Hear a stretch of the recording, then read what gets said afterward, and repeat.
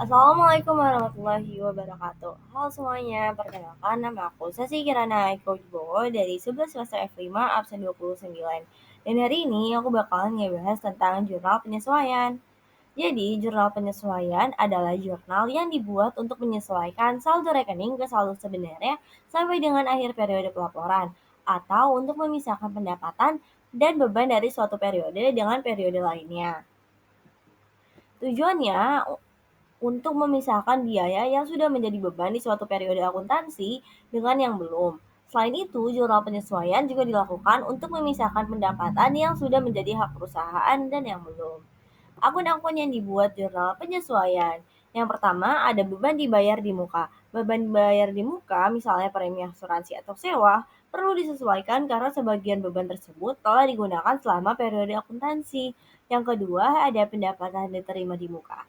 Pendapatan yang diterima di muka, misalnya sewa yang diterima di muka, perlu disesuaikan karena sebagian pendapatan tersebut telah diperoleh selama periode akuntansi. Beban terutang.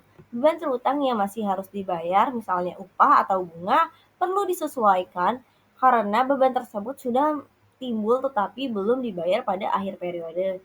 Yang keempat, ada pendapatan terutang. Pendapatan yang masih harus diterima, misalnya piutang pendapatan, perlu disesuaikan karena pendapatan tersebut sudah diperoleh tetapi belum diterima pada akhir periode. Yang kelima, ada penyusutan. Penyusutan aset tetap, misalnya bangunan atau mesin, perlu disesuaikan untuk mencerminkan penurunan nilai aset tersebut selama periode akuntansi. Lalu ada kerugian piutang. Kerugian piutang yang tidak dapat ditagih perlu disesuaikan untuk mencerminkan kemungkinan tidak tertagihnya piutang.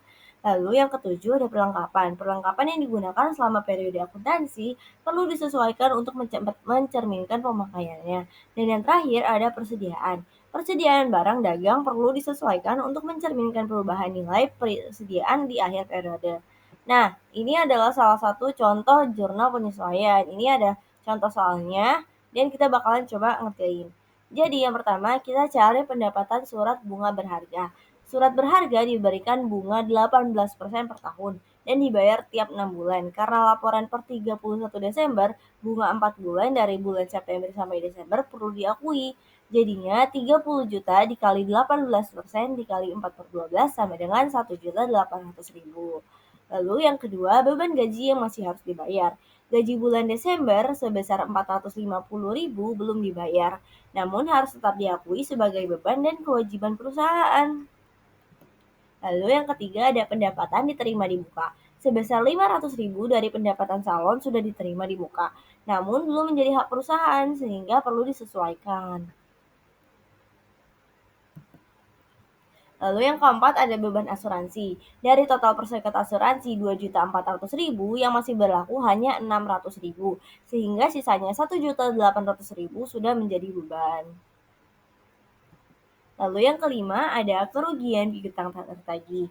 Untuk mengantisipasi piutang yang tidak tertagih, perlu dibentuk penyisihan sebesar 2% dari piutang yaitu 150.000. Lalu yang keenam ada penyusutan peralatan salon. Peralatan salon perlu disusutkan sebesar 10% dari nilai peralatan agar mencerminkan penurunan nilai aset. Lalu yang ketujuh ada pemakaian perlengkapan salon. Perlengkapan awal di 3.250.000 tinggal 1.400.000. Berarti yang digunakan selama periode adalah 1.850.000.